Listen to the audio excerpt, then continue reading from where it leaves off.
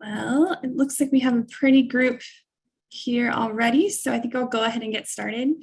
So thank you for joining us today for our PrepRARE webinar. My name is Lauren Moore. I'm the Chief Scientific Officer of the National Ataxia Foundation.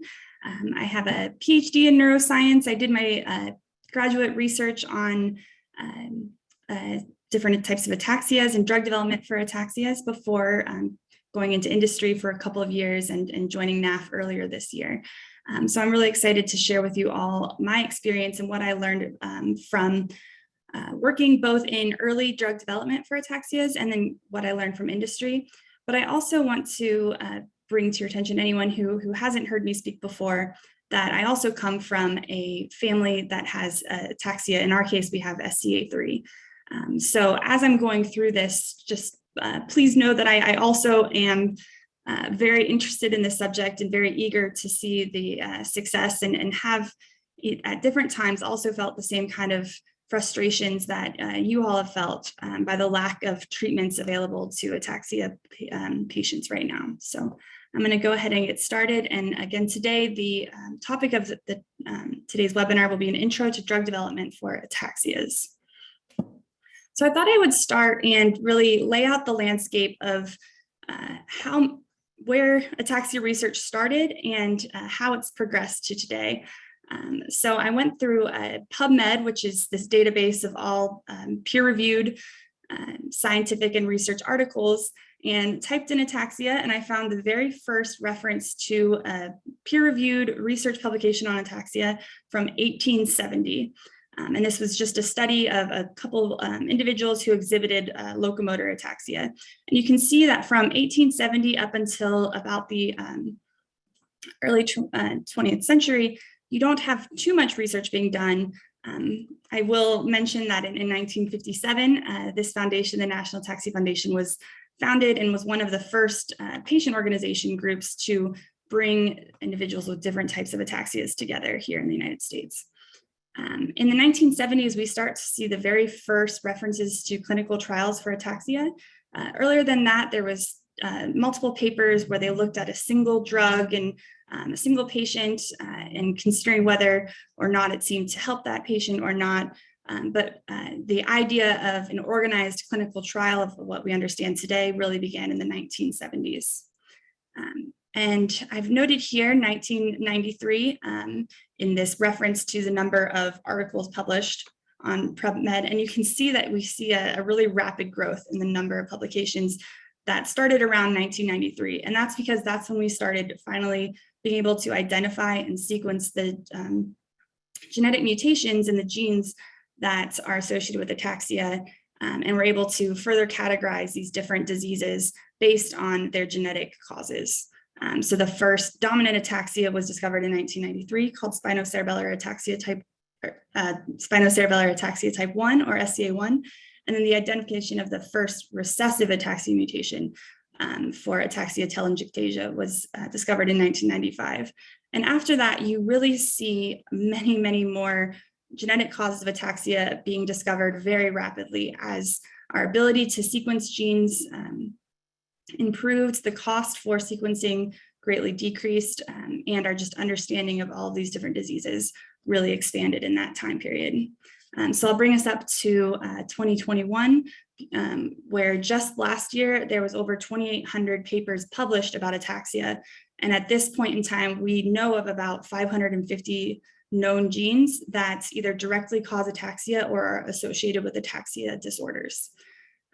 So the reason I wanted to show this is just to show that we have over 150 years of research into ataxias, which bring us to the point of this talk, which is where are we in the development of drugs for the treatment of ataxia?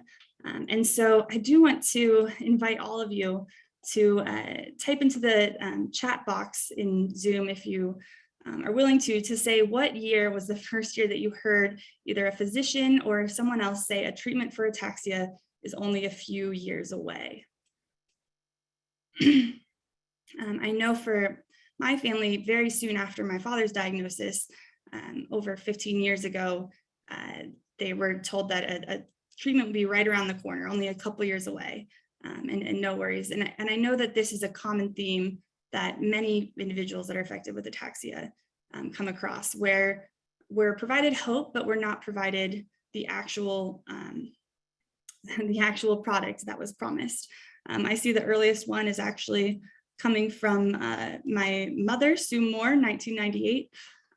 So I just wanted to bring this question up because I think that we've all felt that frustration of being promised drugs and not having them produced in the time that we thought, and not really understanding what's taking so long, and really where we are in this process. If we keep saying they're right around the corner, where are they?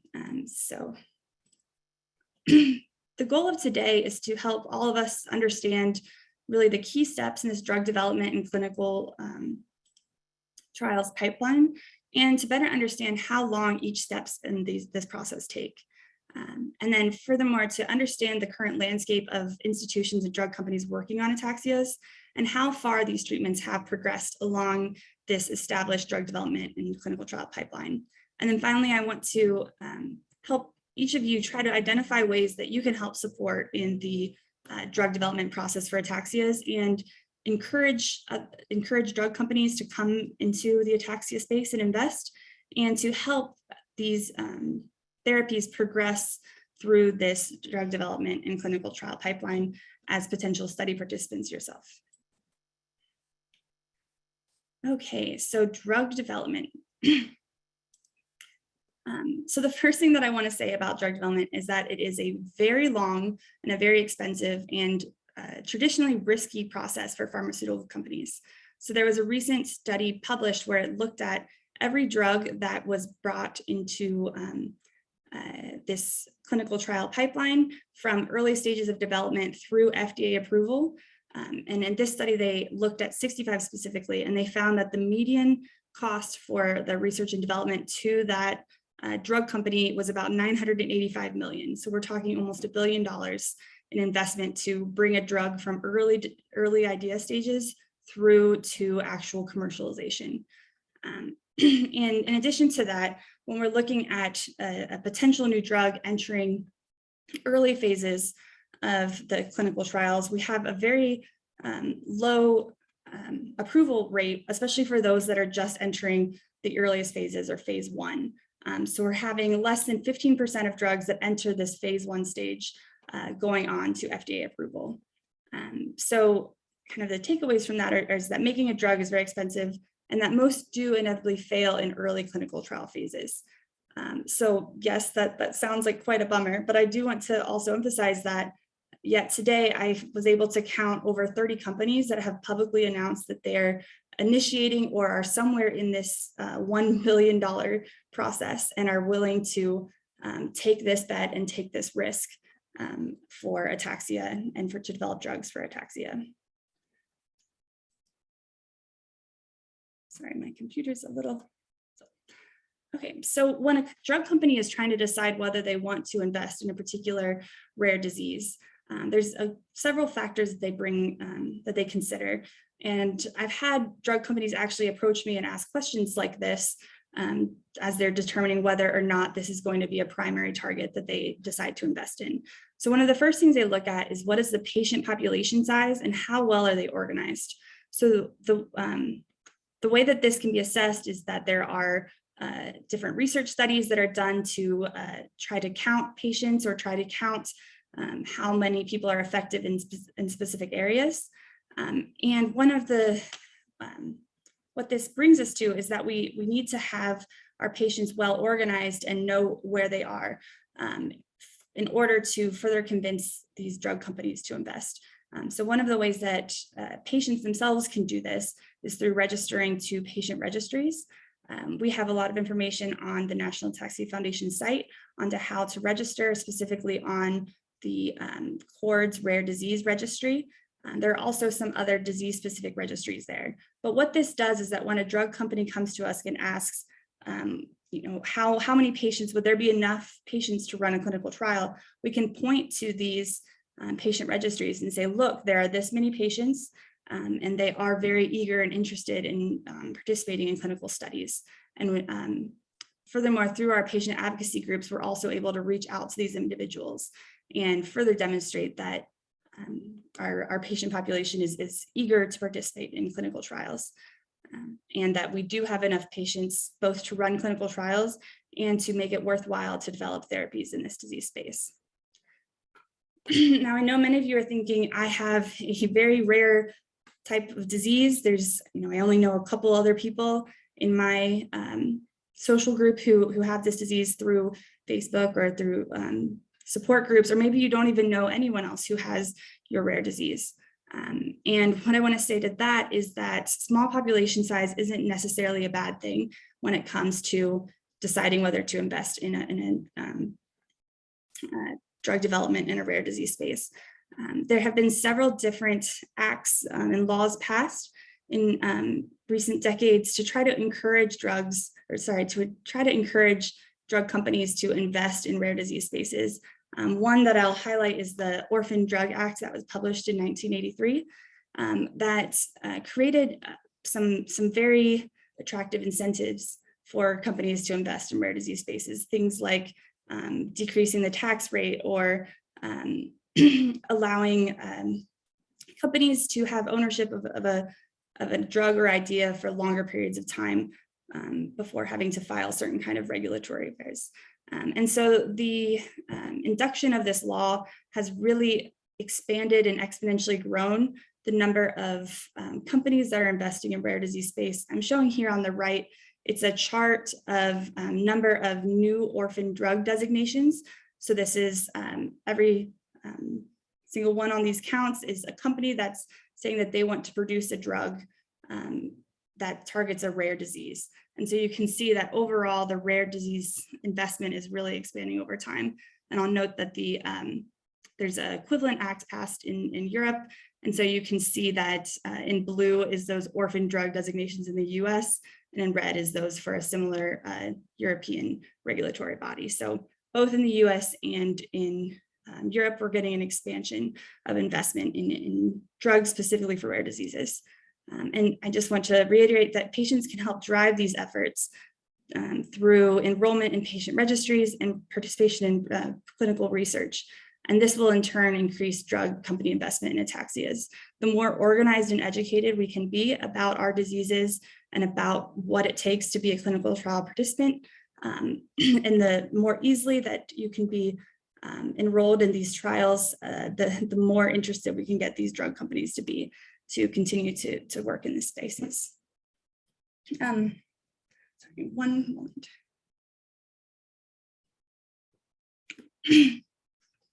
Other factors that drug companies take into consideration when deciding whether to invest in a specific disease space is how clinical trial ready is the population. And what I mean by that are, do we really understand the disease, how it changes over time, and how we can measure whether or not a drug is improving or worsening symptoms?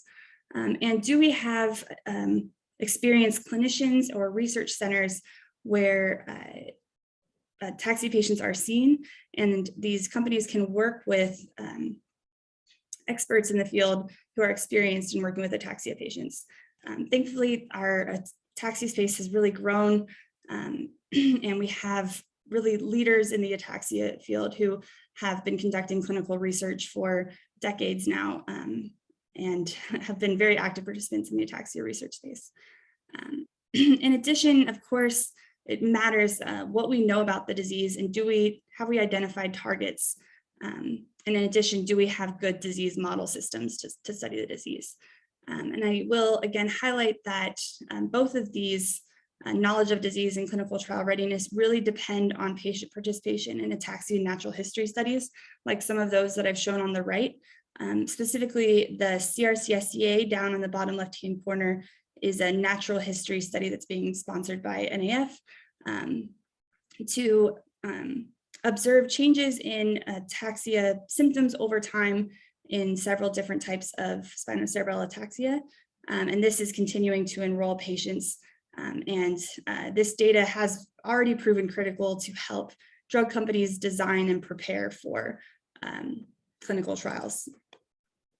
Okay, so it's kind of a confusing figure, but that we're showing the entire drug development and clinical trial process from what I'm calling a pre-discovery stage all the way to post-marketing surveillance. And if you'll note at the bottom, if you add up the years that all this can take, it can take up to 20 years to bring a drug from its very early pre-discovery stage all the way to the market. And so what I mean by pre-discovery here on the far left-hand side is just the very earliest understanding of disease and the very earliest research that was done on that disease. But what I want to focus on here in this next section is the drug discovery and preclinical steps in this process.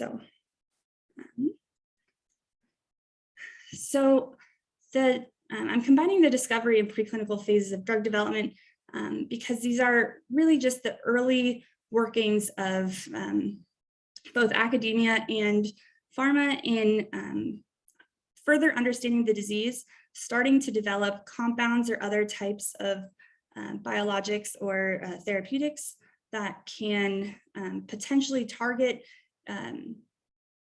changes in the disease, and seeing if those candidate drugs can then rescue some of the deficits that you see in model systems. So drug discovery is really that earlier stage. It can sometimes be called basic and translational research. So here we're focusing on trying to understand the roots of the disease. And this is using multiple types of model systems, or it could be patient data, or even computer modeling or simulation. So when I'm talking about disease model systems, I'm talking about human cell models of disease and animal models of disease. And a lot of this early discovery work is being done at academic institutions, but more recently, pharma has become more involved in these early stages and very interested in not waiting on academia to push the knowledge to the forefront, but actually driving some of that new understandings into these diseases. So like I said, we're trying to understand the disease, but also we're trying to find drug targets. So finding things that we could target with drugs to potentially rescue those deficits you see in the model systems. So in preclinical studies, most of the time we're talking about taking many different candidate drugs and testing them in model systems. And oftentimes we're talking about testing them in mouse model systems. Eventually the goal of preclinical studies is to bring it down to just a couple of drug candidates. But in that process, you may test 5,000 to 10,000 compounds, or even more depending on the type of drug that you're trying to develop. And a lot of that preclinical work is being done at pharma or in collaborations between pharma and academia, as many of the model systems can be found at the academic institutions. So the final result of all of this drug discovery and preclinical studies is hopefully to file an investigational new drug application. So of course that depends on whether they were able to develop a drug that they feel confident enough based on these preclinical data to want to bring into clinical trials. So at that stage, if companies believe that they have a very promising candidate, they will file an investigational new drug or an IND application.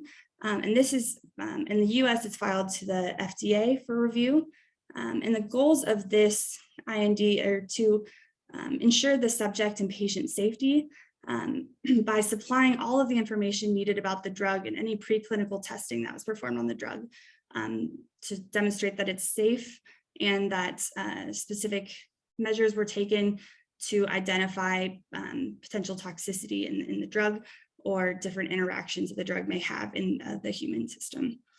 It will also establish guidelines for clinical trial, and it's really at the step at which the FDA approves an IND that you can actually get approval to initiate human clinical trials. So that IND approval application, if you see a press release or a Facebook post or other email notification about an IND application, being approved for a development of a drug for ataxia. What it's saying is that there is a new drug that hasn't been tested before, specifically for ataxia patients, that now can move into human patient studies for further clinical development. And I do want to mention that as an individual, you don't have to wait for like the National Ataxia Foundation or really later on in the process of drug development to start to identify drugs that are in development and be able to track them directly from the company. So I'm just highlighting two companies here, Vigo Therapeutics and Blade Therapeutics. If you go to these different company websites that you hear are working on ataxia and look at their what's often called the pipeline, you can see what stage in this development process the companies are in developing a drug for specific diseases.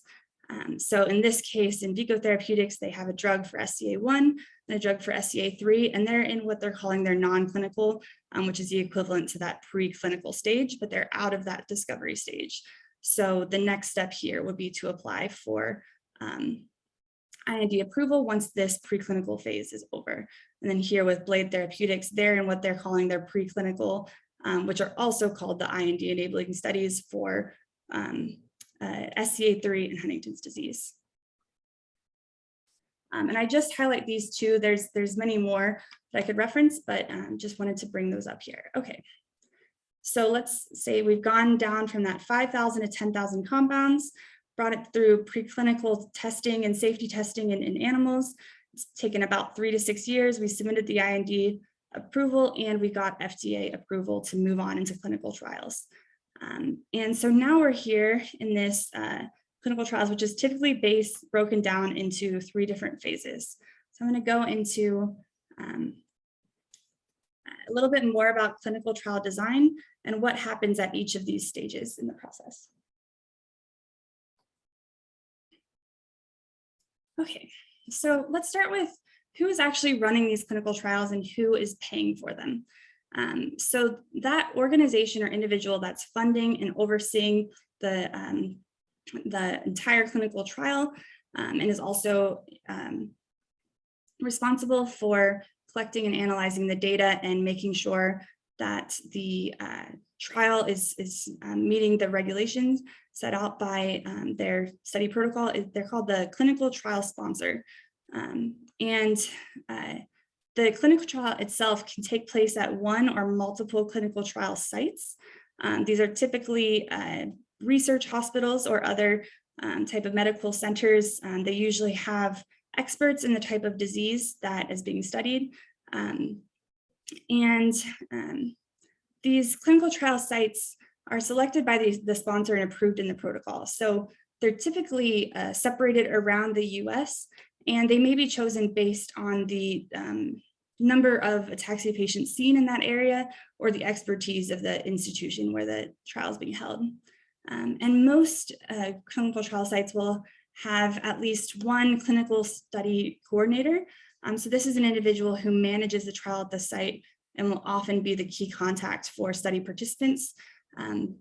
So if you go to clinicaltrials.gov and are looking at a specific clinical trial and are interested in participating in it, you'll typically see a contact information for the clinical study coordinator at the site rather than contact information for the clinical trial sponsor. So that's really the person that you often reach out to first if you're interested in participating in a clinical trial. Each study site will also have a principal investigator or a PI, and this is the physician who leads or conducts the clinical trial at the study site. And then who actually participates in the study is determined based on what's called the inclusion and exclusion criteria. And these are always listed on the clinicaltrials.gov site for that specific study. And these are an approved list of guidelines that decides who can and who cannot participate in a study. And these criteria are really important, especially in our early phase 1 clinical studies, because we want a very homogeneous or similar group of individuals so that you're minimizing the number of variables that could change could could change whether a drug appears to be effective or not. You're really trying to focus on a specific group of folks. You also want to take safety precautions to make sure that those enrolled in the studies might not be exceptionally vulnerable to any kind of effect or safety issue perceived with the therapies. So different things that might be taken into consideration are the age, gender, type and stage of a disease, your treatment history, or other medical conditions. And for many of these trials, you may have to undergo a clinical assessment before you're allowed to enroll in the trial to make sure that you fit the criteria that are defined by the inclusion-exclusion.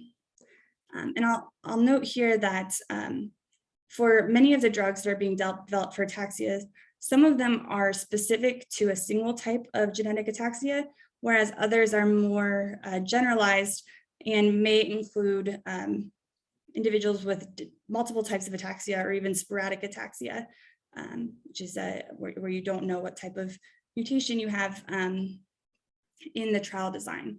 So you really have to look closely at this inclusion-exclusion criteria to see if you are eligible.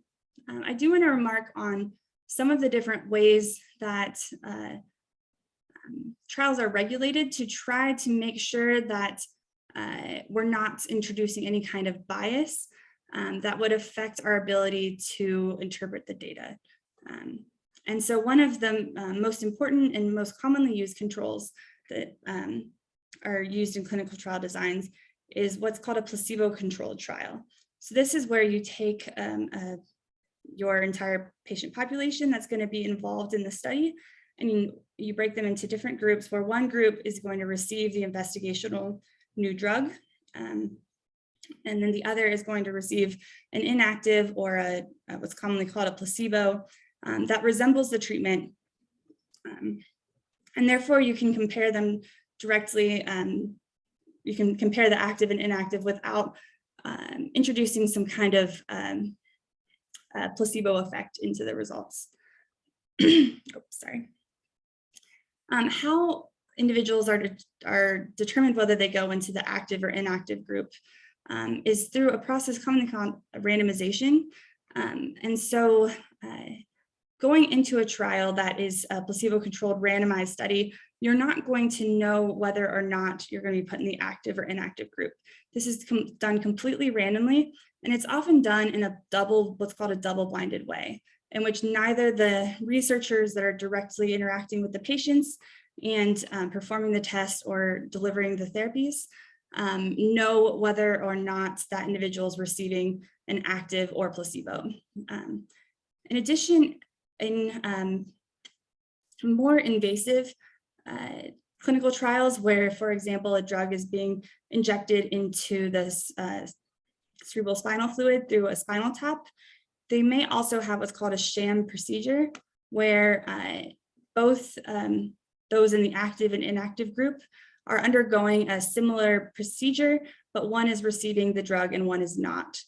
So depending on the requirements of the therapy, there may also be a minimally invasive surgery involved, even if you are receiving an inactive or placebo. All of this will be explained to any participant in the clinical trial, and anyone who participates in a trial will also be required to fill out informed consent to make sure that they understand all of the processes that are going to go into the trial design, and to acknowledge that they may or may not receive an active drug as part of this trial. I also want to remark on the standard of care. So in the case of a disease where there is an FDA-approved effective therapy, but there's a new drug being tested that may or may not be more effective, the trial cannot force individuals to, it cannot prevent individuals from taking the established standard of care. So that's often included as part of the study design. Okay, so we're finally into the phase 1 trial. A new drug has gone through all of the preclinical testing and IND approval. It's taken anywhere from 6 months to over a year to get these clinical sites ready to see patients, and they're ready to start enrolling in this phase 1 trial. So the whole goal of the phase 1 trial is to just really carefully dose a select few with the goal of determining whether the drug is safe, and importantly, safe at a dose that they've predicted to be needed to have any kind of therapeutic effect. So the primary endpoints of a phase 1 trial are the safety, which is often measured by side effects, or in clinical trial terms, adverse events. And often these trials are designed such that the first group of patients enrolled in the phase 1 trial will receive the lowest dose of anyone in the trial. Once that dose is determined to be safe, or there's no severe adverse events, then the next group will receive a slightly higher dose, and so on and so forth, to make sure until you've achieved the dose that is either starts to have adverse events, or in a preferred case, until you've reached the dose that you predict to have a therapeutic effect. There may be some early measurements of efficacy at this point. By efficacy, I mean how well does this drug work? But really the main focus is this drug safe, and what dose is this drug safe at? In trials that may be for more common diseases, there may be up to 100 participants in this phase 1 study, but in more rare diseases like Ataxias, there'll be more like 10 to 30 individuals. And because the focus here is on safety rather than on efficacy, it may involve healthy volunteers or patient volunteers. It often won't include both. So again, studies that involve patient volunteers may include just a single type of ataxia or multiple types of ataxia. And this will depend on how the drug works, and then also, of course, the inclusion-exclusion criteria that was set out before the trial began. So as a participant in a phase 1 clinical trial, you typically don't stay on the actual drug for more than a few months. It may be even shorter than a matter of weeks. However, because of this dose escalation protocol that's often used for these early studies, these trials as a whole may take several years before results are finally reported. So you give the first group a low dose, wait a couple months, see if it's safe, and then the next group is dosed. And so that's what, even though the actual testing period for participants is rather short, these trials may take several years until we know whether or not the drug is safe and whether or not they're going to proceed into phase 2 clinical trials. I do want to point out that these first in-patient dosing trials do pose some risks to study participants. However, a recent study did show that 92% of patients either enrolled in any drug study did not experience anything above a mild adverse event, which, so for the most part, these are safe, but it is something to consider when deciding to go into a clinical trial. Even though, researchers and of course FDA regulations will require that very extensive studies are done to try to identify any potential risks and minimize those risks for patients. And in addition, there will be a high level of controls and monitoring that all safety precautions are being used throughout this trial.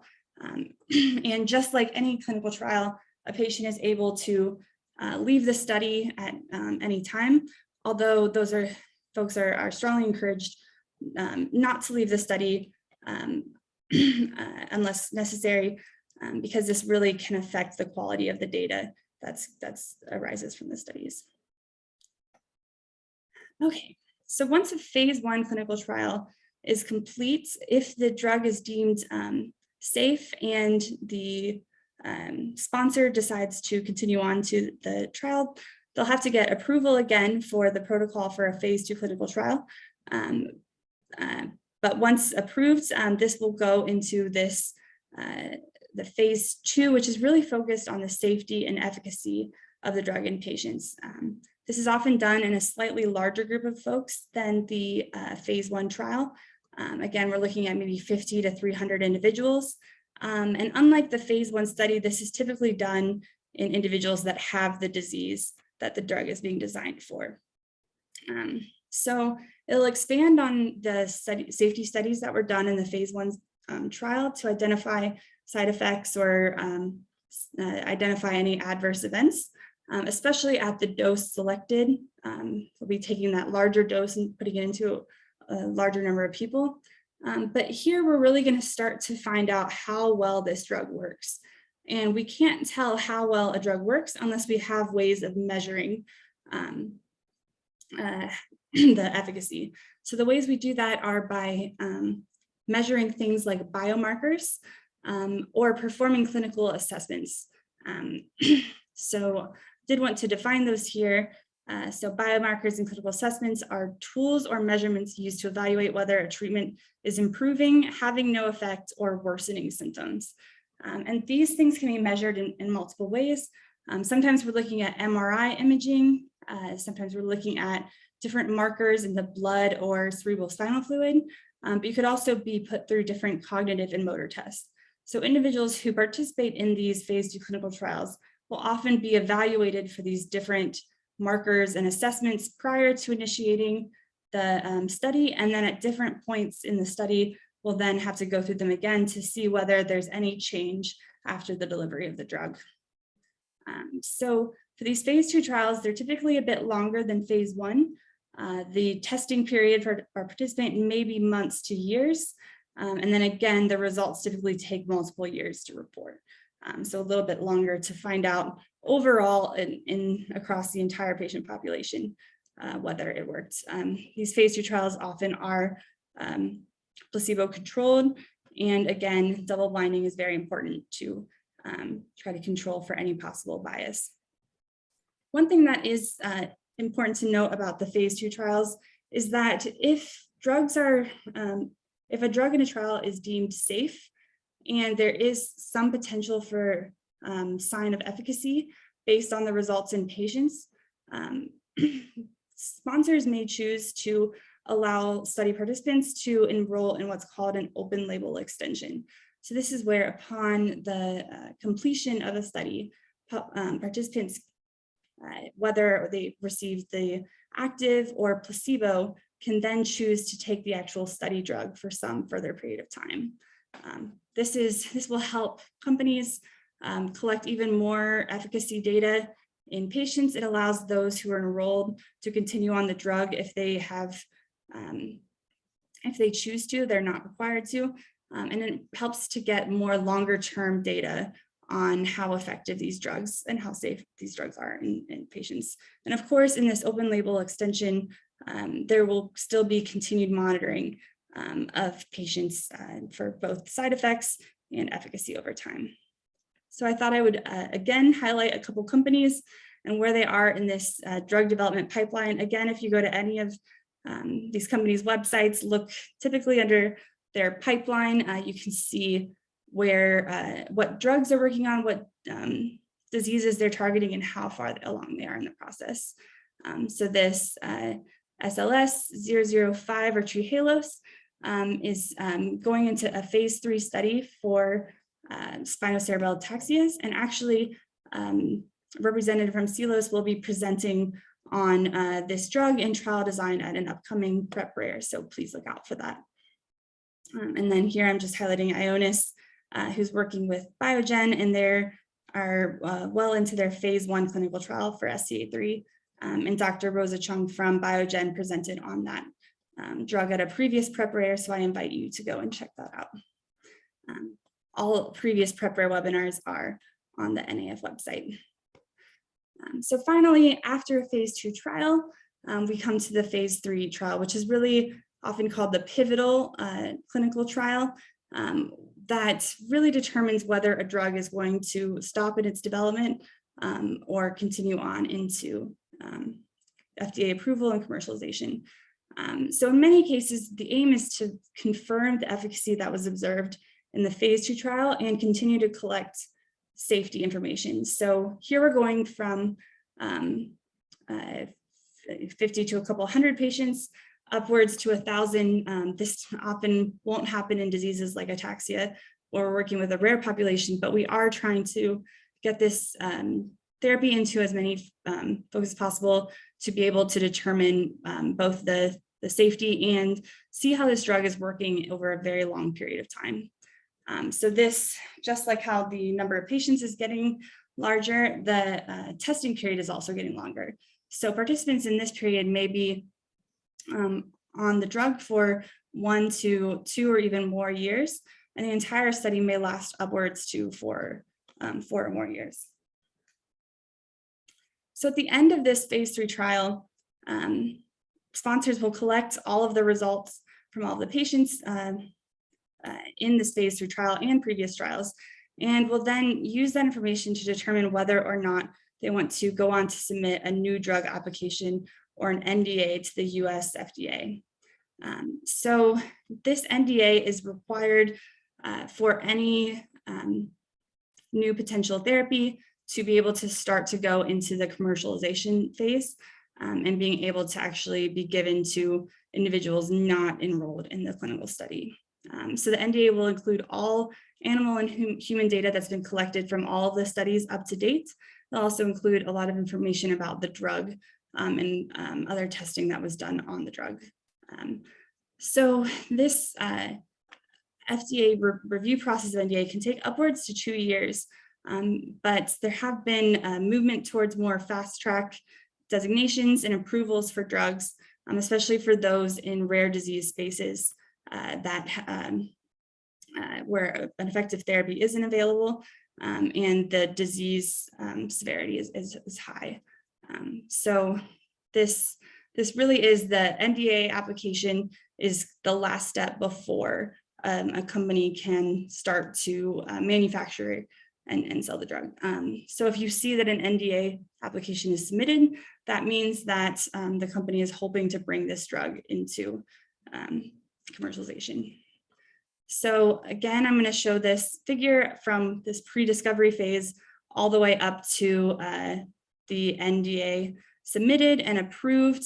And then, of course, once a drug is approved, they have to start manufacturing the drug en masse and then start distributing the drug. And at this point, there always will be continued post-marketing surveillance. Anytime, even though in a phase 1, 2, 3 trial, you're trying to identify any side effects or potential toxicity or safety concerns, when you go into the general population, there may be factors that you're not considering or drug interactions. So there's continued monitoring at that point as well. And so when you're looking at this and you're seeing that drug development and clinical trial process can take upwards of 20 years, that can be very daunting, especially when the success rate for a drug entering the phase 1 trial is quite low. But I don't want to end on that note from this talk. I really want to focus on the fact that this process, we're not starting from scratch. We're not starting from day 0 for really any of these ataxias. And thankfully that this process is well underway for many different types of ataxia.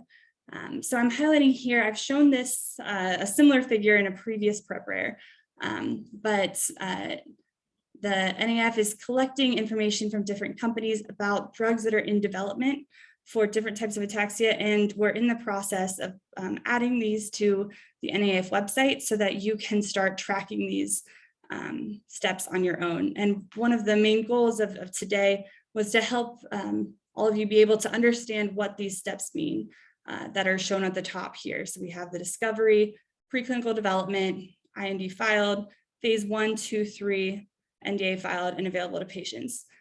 So we actually have gotten to our first ataxia drug has actually just finished its phase 3 clinical trial, and that data review is underway. So this is the drug development pipeline for SCA1, but there's therapies being developed for many different types of ataxia. I just want to highlight a couple of them here.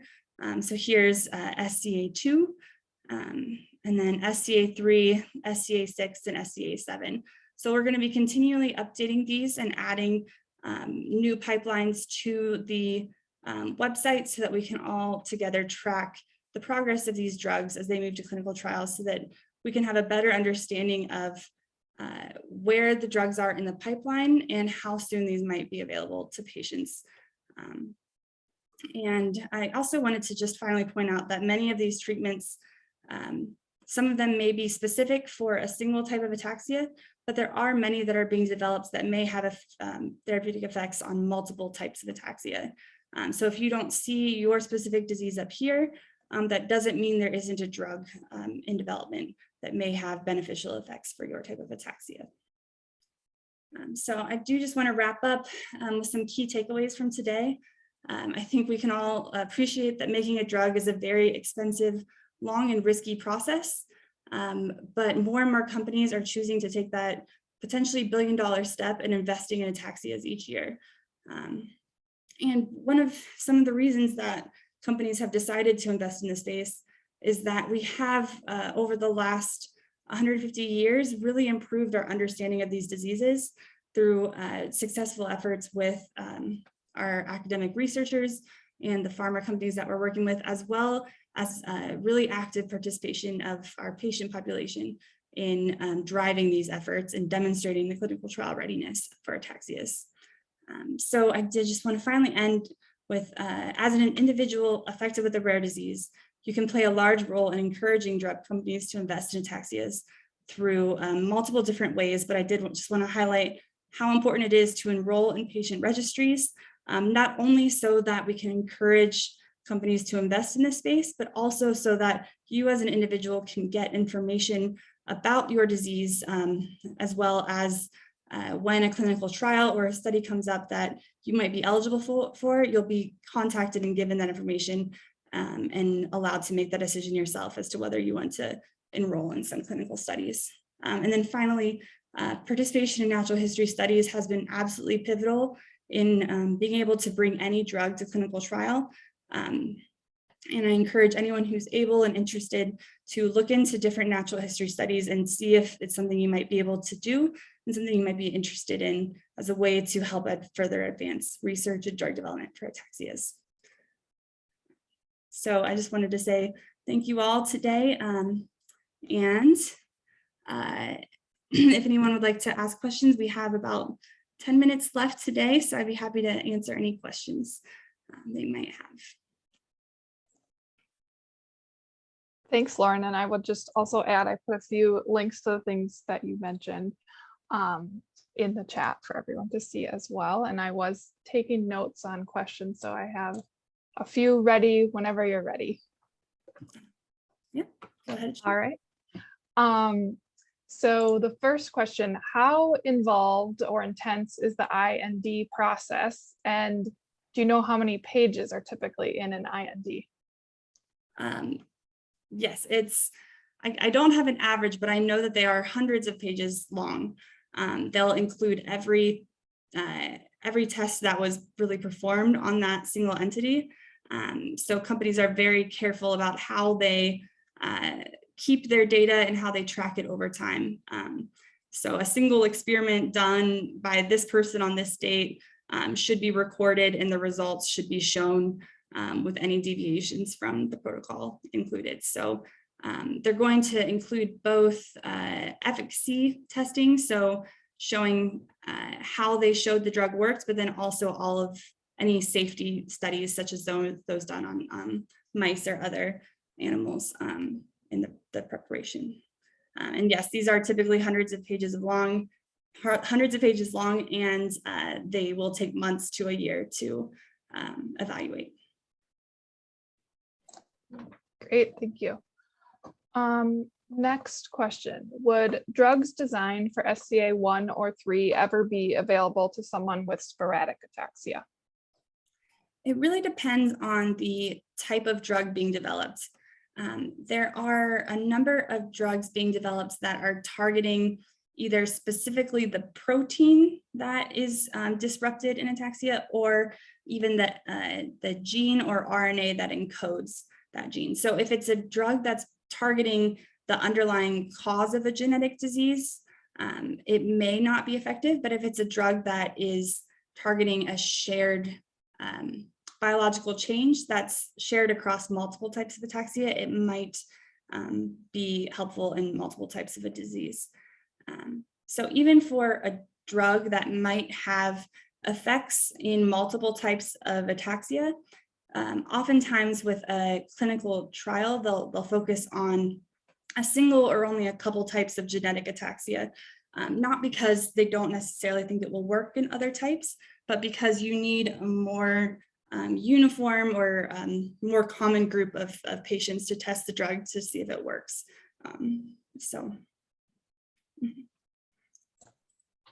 Great, thank you.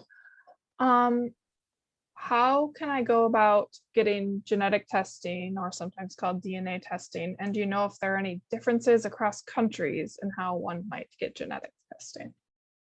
Yeah, that's a really great question. So I would first recommend that you talk to your neurologist or doctor about getting genetic testing.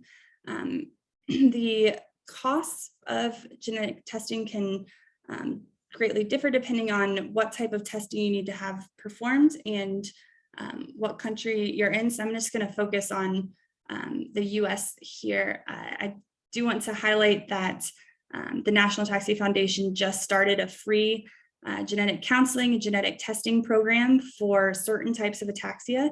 So if that's for folks who know that they have at least one family member who has been diagnosed with SCA type 1, type 2, or type 3. That's a completely free program. You do virtual counseling from home, and then after that's done, you can decide whether or not you want to go on and get genetic testing. There are a number of resources on the NAF website about different companies that are performing genetic testing. It can be a different process depending on what your family history of ataxia is, what your symptoms are, and whether you've already gone through some different types of genetic testing. So if you have a relative who who has already been genetically diagnosed for a disease, that's likely going to be the cheapest and easiest way to get genetic testing, because they just have to look for that one single gene. However, if you have a family history or don't have a family history of ataxia and don't know what type of disease you might be at risk for, that might be a little more complicated, where you have to do a panel testing. In some cases, insurance will cover genetic testing.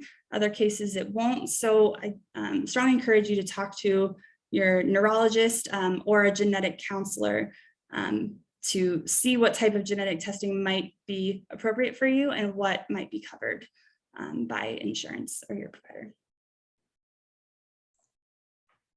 Great, thank you. So in one of your slides, there was a drug discovery phase, and you mentioned that 5K to 10K drugs are tested during that time.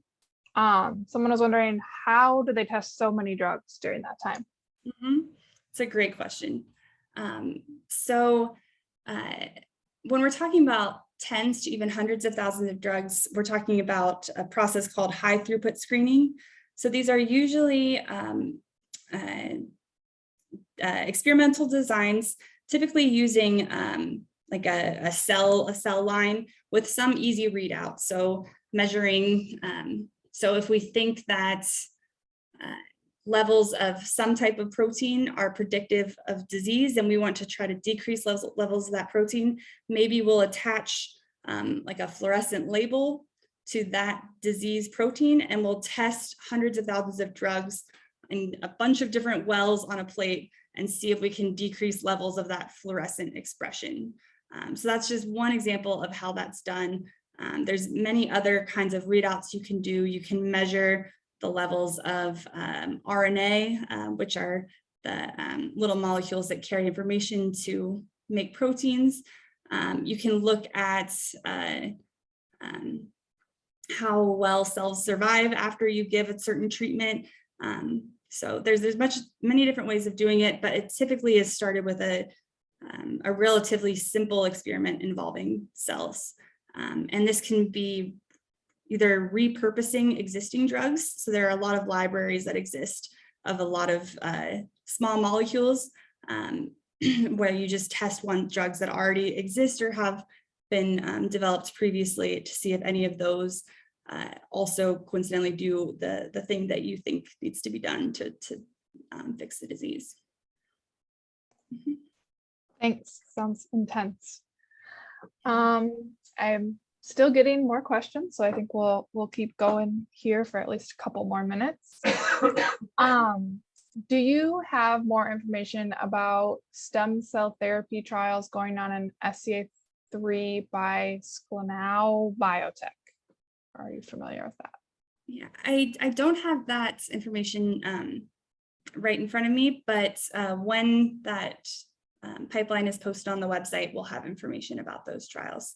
But I do invite you may also go to the clinicaltrials.gov site for and just type in SCA3 and Sklenou into the search, and you may be able to find that site there and learn a little bit more from the site. Great, thank you. So somebody mentions that they were diagnosed with SCA type 1 and have 2 cousins with symptoms. Should the cousins get genetic testing? Is it possible that they carry the same type? So maybe just a little background on SCA1 and how that might get carried. Yeah, so SCA1, it's a dominantly inherited disease, which means if you have SCA1, you had at least one parent who had SCA1 as well. And so when it comes to cousins, you don't always know if your cousins may also be at risk for ataxia. Those cousins would have to be on the side of your family that the same side of your family as your parent that has ataxia has. And then their parents would also, one of their parent would also have to have the SCA1 gene.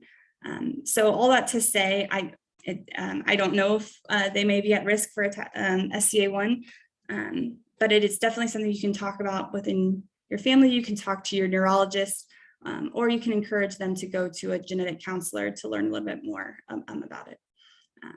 But yes, potentially they may be eligible for the free SCA1, 2, 3 genetic testing and counseling initiative. Great, so I'm seeing a slowdown in questions, but lots of positive compliments on a great talk, Lauren, so thank you. It's really wonderful. I put a couple links in the chat for people to look at. So I appreciate everyone's time, and I think that we will wrap it up there. Do you have any final words, Lauren? I just want to thank everyone for jumping on, and I hope you check out some of the different PrepRARE webinars that I mentioned that have already been done, and stay tuned for some of the more exciting drug development news that will be coming out for Ataxia soon. So thank you. Thanks for joining, everyone.